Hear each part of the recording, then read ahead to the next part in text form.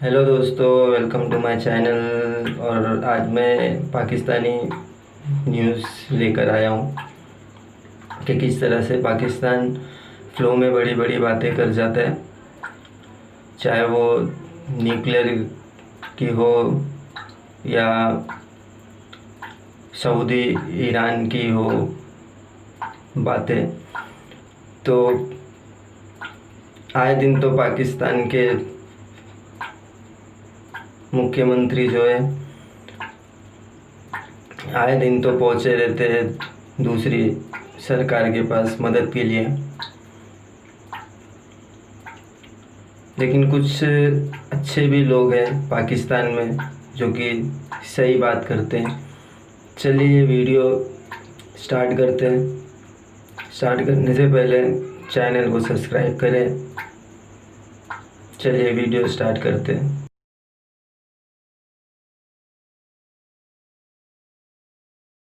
की तरफ से।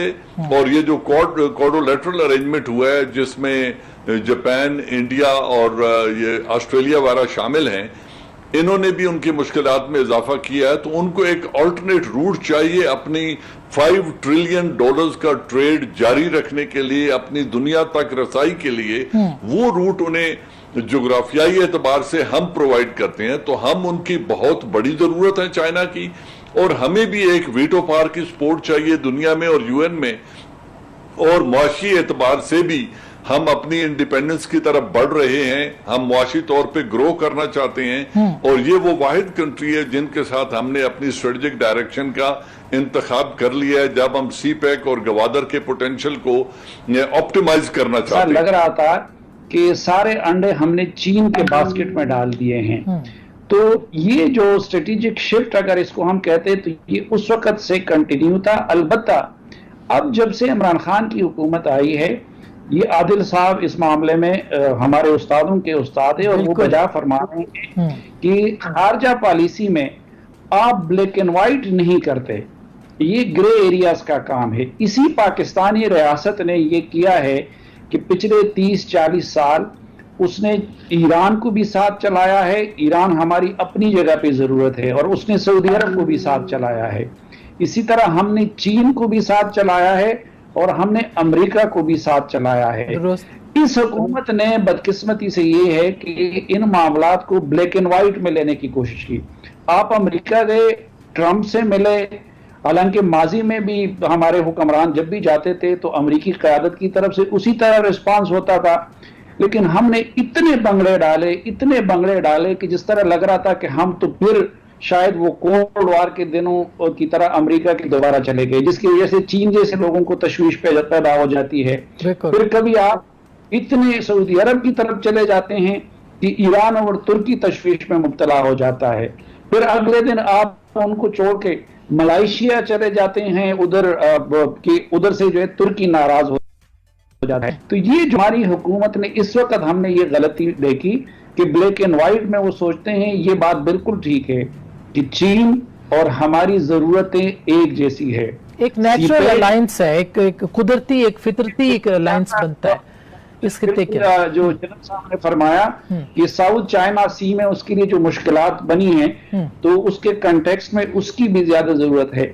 लेकिन इसका मतलब ये नहीं होना चाहिए कि इस वक्त अमेरिका के मुकाबले में चीन आ गया है, लेकिन अभी तक कई चीजों में वो अमेरिका का मुतबादिल नहीं बना है। हमें अमेरिका को भी अपने ऊपर बरहम नहीं करना चाहिए और हमें चीन के एतमाद को भी ठेस नहीं पहुंचाना चाहिए। बहुत इंपॉर्टेंट बात आपने की, लेकिन बातें किसी बात से मेरा इख्तिलाफ नहीं है, सवाए इसके कि लाइन आप इतनी सख्त लगा दे। आपका जो कहना है कि दोस्त का दोस्त और दुश्मन का दुश्मन दोस्त, बड़ी अच्छी बात है, लेकिन पहले दोस्त तो बना लेना। इस वक्त तो मुझे नहीं वाज़ेह कि आपका कौन दोस्त है। अमेरिका हमारा कोई दोस्त है? कभी उसने ऐसा जाहिर किया? चीन हाँ ठीक है, हमारे हिमालय से ज्यादा है, लेकिन एक इकोनॉमिक रिलेशन भी है। तो मेरे ख्याल में फॉरेन पॉलिसी में दोस्तियां नहीं होती, फॉरेन पॉलिसी में इंटरेस्ट होते हैं। पाकिस्तान की इंटरेस्ट जो है, जो अच्छा, है वो जाहिर है, बिल्कुल, और उसी पे रहना बिल्कुल। लेकिन साफी साहब, जो कश्मीर के मसले के ऊपर अभी स्टेटमेंट दिया था शाह महमूद कुरैशी साहब ने, सोचा समझा स्टेटमेंट था वो, कोई ऐसे ही ऑल ऑफ सडन नहीं हुआ। तो उसके पीछे आपको क्या रीजन नजर आती है? देखिए, ये जो मैं अफरात तफरीद की बात कर रहा था ना, तो वो यही था कि एक तो ये है कि हमारे पास अगर कोई बारगेनिंग चिप था, एक तो सऊदी अरब शायद इतना इंडिया को इन्फ्लुएंस नहीं कर सकता जितना कि अमेरिका कर सकता है।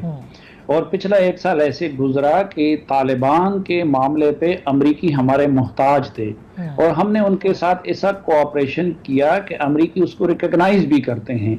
तो बारगेनिंग चिप के तौर पर हमें उधर इस्तेमाल करना चाहिए था, अमेरिका को ये कह के कि हम ये काम कर रहे हैं लेकिन आप कश्मीर के मामले पे हमारे साथ ताउन कर ले। अब अमेरिका ने तो नहीं किया, अमेरिका ने कह के भी पहले सालिसी का कह दिया और फिर जब यूएन पे इमरान खान साहब उनके पास शिकायत लेके गए तो वो मोदी के साथ ह्यूस्टन में हाउडी मोदी में नजर आए और जिधर उन्होंने एक लिहाज से मोदी के उस मामले को एंडोर्स किया। तो फिर तो कुट्टी हमें, अगर ये तरीका हो तो फिर तो कुट्टी हमें अमेरिका से भी करना चाहिए था कि भाई मैं आपके साथ इस वक्त ये कुछ कर रहा था और आपने इंडिया या कश्मीर के मामले पे हमारा साथ नहीं दिया। यहाँ जो मैं जिस अफरात तफरीद की बात कर रहा हूँ कि पहली बात तो ये है कि पूरे साल में हमारी कोशिश के बावजूद OIC की तरफ से कश्मीर के मामले पे कोई स्टेटमेंट नहीं आया, लेकिन पिछले साल में पहली मर्तबा 5 अगस्त को OIC के एक्सपर्ट ग्रुप की के हक में स्टेटमेंट आया और उसके अगले दिन हमारे वजीर खारजा ने ये कुछ कर दिया। जो मामला उनके साथ बिगड़ा था वो उस अफरात तफरीद की वजह से कि हमारे प्राइम मिनिस्टर साहब UN जा रहे हैं कश्मीर का मुकदमा लड़ने के लिए। पहले उन्होंने तैयब उर्दगान के साथ प्रोग्राम बनाया, उस पर सऊदी नाराज हो रहे थे तो सऊदी अरब चले गए। अब सऊदी अरब में वो क्राउन प्रिंस के जहाज में जाना नामुनासिब था, आप उनके जहाज में गए हैं और उधर एक ऐसा अलायंस बन रहा है जिसको सऊदी अपने खिलाफ समझते हैं, तुर्की, मलेशिया और उसका आप उसका हिस्सा बन जाते हैं। ये या तो नाफहमी थी उस उधर से आप अपनी हैसियत से कई गुना बढ़ के बात कर लेते हैं। ठीक हो गया जी, मैं अमेरिका और ईरान की सालिसी करना जा रहा हूँ। अब सऊदी अरब की तो पॉलिसी यही है कि वो किसी तरीके से अमेरिका, अच्छा बिल्कुल, लेकिन अब आगे देख रहे हैं अब तो चले एक डायरेक्शन नजर आ रही है। अब तो प्राइम मिनिस्टर ने बड़ा कैटेगोरिकल चीजें जो है वो वाजे भी की है। मैं छोटी सी ब्रेक लूंगी, लेकिन हाल ही में DGISI और आर्मी चीफ भी इस पूरे तनाव के बाद सऊदी अरब गए थे और उनको मनाने की या जो भी कोशिश है वो हुई है। क्या तलखी कम हो सकी है सऊदी अरब और पाकिस्तान के बीच में या नहीं? एक छोटी सी ब्रेक के बाद इस पर बात करेंगे, हमारे साथ रहिएगा। वेलकम बैक नाजरीन, एक दफा फिर आपको खुश आमदीद कहते हैं। जना साहब, प्रोग्राम का आखिरी हिस्सा है, कुछ मिनट है। मैं चाहूँगी एक तो ज़ाहिर है कि तलखी कम जो हुई पैदा सऊदी अरब के साथ, अभी आर्मी चीफ भी गए और DGISI भी गए, तो आपको लगता है कि तलखी कम हुई है या पाकिस्तान ने कन्वे कर दिया है कि हम अपने मफादात के मुताबिक जो है वो अपनी पॉलिसीज़ बनाएंगे?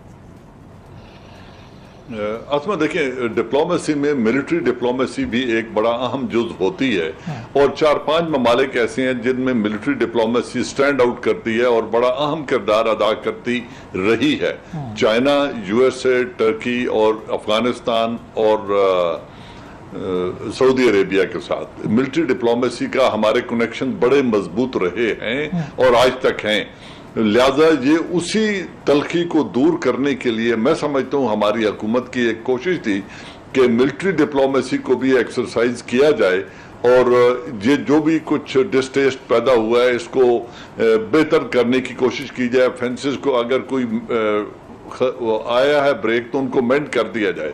अब कितनी बड़ी कामयाबी इनको हुई है ये आने वाले वक्तों में पता चलेगा कि इनको कोई कामयाबी हुई या नहीं हुई और अगर हुई है तो किस हद तक के तलखी को कम करने में कामयाब हुए हैं। मेरे ख्याल में आगे जाकर वाज़ेह बात हो जाएगी। बिल्कुल। आदिल नजम साहब, आपको क्या लगता है हमारी पॉलिसी, एक तो आपने बताया, लेकिन हमें रीजनल फोकस हमारा ज्यादा होना चाहिए क्योंकि रशिया, चाइना एंड जो भी पूरे सूरत हाल खित्ते में बन रही है वो हमारे लिए ज्यादा बेहतर नहीं होगा? जी देखिए, हम यहाँ बैठे हुए हैं, हमारा जो मोहल्ला है, हमारे इर्द गिर्द का जो इलाका है और जो दुनिया है वो, जैसे कि हमने कई बार इसमें जिक्र किया कि वो एक तगय्युर के अमल के दौर के बीच में है और रहेगी।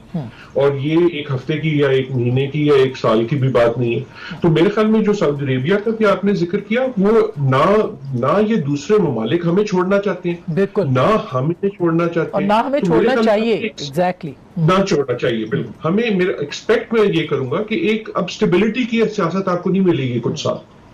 अब आपको ये तगय्युर की सियासत ही मिलेगी और उसमें होगा ये कि कभी प्रेशर आएगा, उस प्रेशर को रिलीज करना होगा, कोई नाराज हो जाएगा, उसको मनाना होगा, कभी आप नाराज हो जाएंगे, कोई और आपको मना लेगा। लेकिन ये जो अलायंस वाली पॉलिटिक्स है उसमें कमजोर मुल्क होना कोई अच्छी बात तो नहीं होती, लेकिन कई मुल्कों को हमारी जरूरत होगी, हमें